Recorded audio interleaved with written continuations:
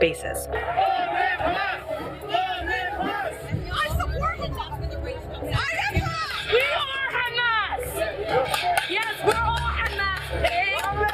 Activists celebrated the brutality of the October 7th massacre, drawing inspiration from the barbaric acts of terrorism. It was exhilarating. It was energizing. Glory to our martyrs, our heroes who made the ultimate sacrifice. I salute Hamas. A job well done. On October 7th, Hamas declared war on Israel. On October 8th, their supporters declared war on America.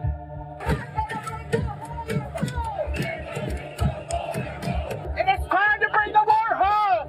It is time to smash this empire. The goal of the movement is not just to destroy Israel or home. I believe our fundamental role is to generate political and social crisis within the American ruling class. Mass mobilizations is the primary tactic. Street shutdowns, bridge and train shutdowns, airport caravans and shutdowns, encampments, building takeovers, targeting of weapons manufacturers, shutting down events. This video is something that really hits home because it shows how the global intifada or the Hamas or Islamist propaganda of the Palestinian cause just sporadically began just a day or so after the October 7th attack.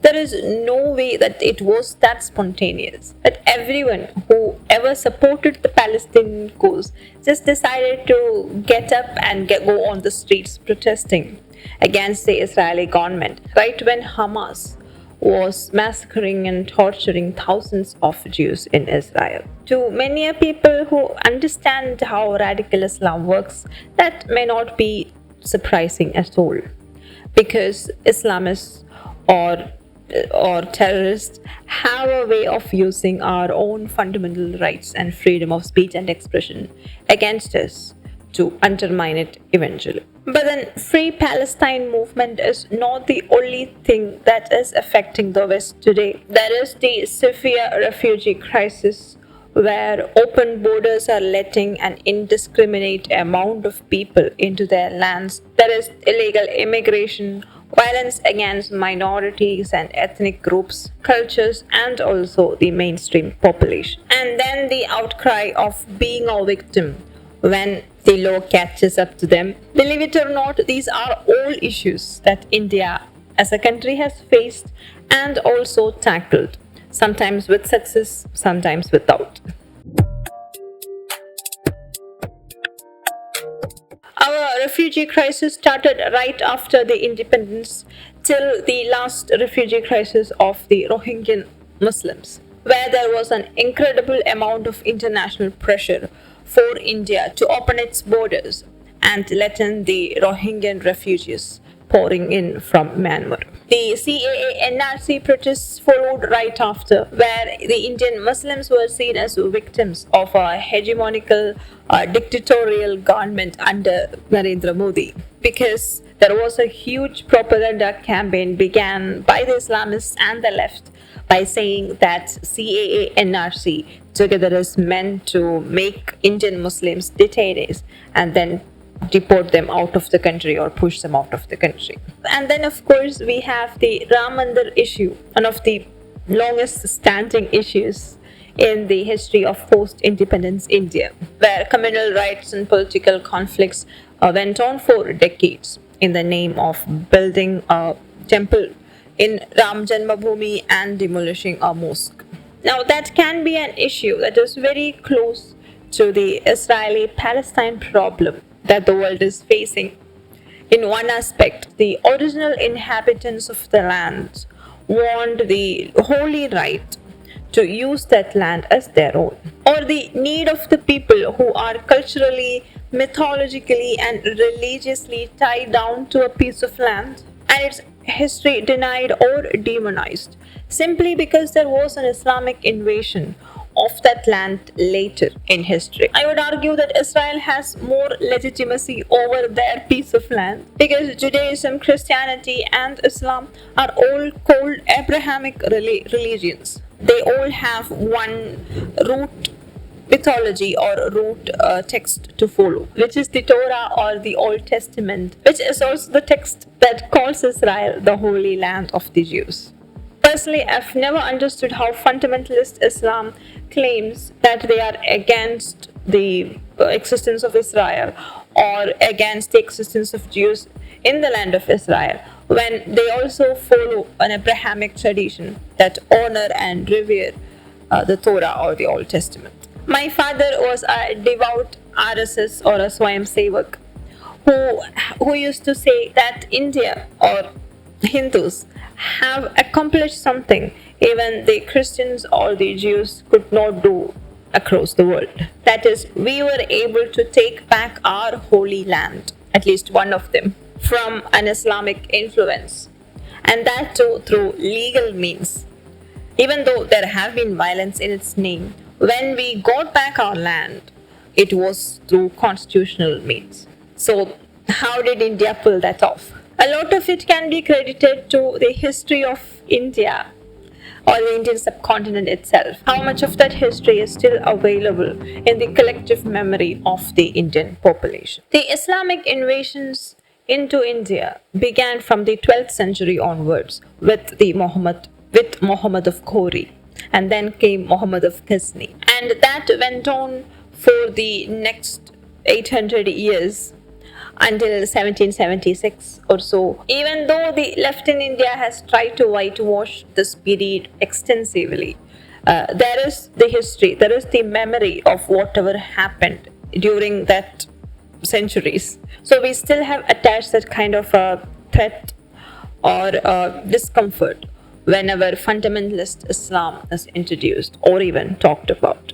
I think that's something the West lacks because, one, they don't have the significant history of being invaded or being annexed by an Islamic force and then establishing an Islamic rule in their lands. It's not that it didn't happen, but even if it did happen, it's not in the available memory of these nations. Therefore, it becomes much difficult for these populations to properly understand what it means by an Islamic invasion or by an Islamist rule.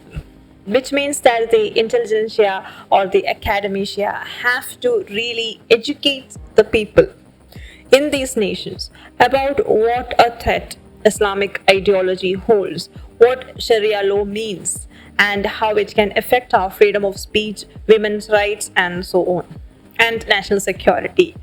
But that is something that the West really, really lacks, because that conversation almost never happens. Islam is not given its due as a 7th century pre-modern, pre-medieval religion that began in a desert in Arabia. Another very important thing is the denial of an ideological warfare going on in the West, something that India really recognizes from a very long time. In fact, RSS is an organization created just to attack and resist this ideology. I mean, is that a good ideology to use? I mean, RSS, the Hindu nationalist ideology, is it a good ideology to use? That's one thing. But that resistance started from understanding what a jihadi movement is, or what an outright Islamic Sharia system would look like, how sectarian it is, how discriminatory it can be, and how aggressive it can look like, and also how much it restricts people's freedoms, especially women's rights. I mean, take the Kashmir issue, for example. In the 1990s and 2000s, the Kashmiri Muslims who were radicalized by Pakistan came in and massacred the local Hindu population, that is the Kashmiri Pandits, and drove them out of their own land. They were living in tents and they were living meagerly in the capital of India, that is Delhi, for the longest time, until Jammu and Kashmir's special status was removed from our constitution. Today, if you look at the problems that United Kingdom is facing, they are either Pakistanis or Kashmiris or sometimes Bangladeshis or Afghanistanis. And that is not by coincidence. I don't think so. Because in all of these lands, the Islamists have been causing so much problems, so much violence, so much terrorism, jihadism, and so on. They were creating such violence from where they came from. And now they have all gone to UK. And the entire history of where they came from and how their culture was is being denied or completely overlooked. And I think that is a cruel thing, a very criminal thing to do to the young girls and the young population of Britain and UK. And lastly, it comes down to the consistency of the government ruling us. If you take the CAA NRC protests, COVID really helped in cracking it down because lockdown started and the government used that to get people off the streets.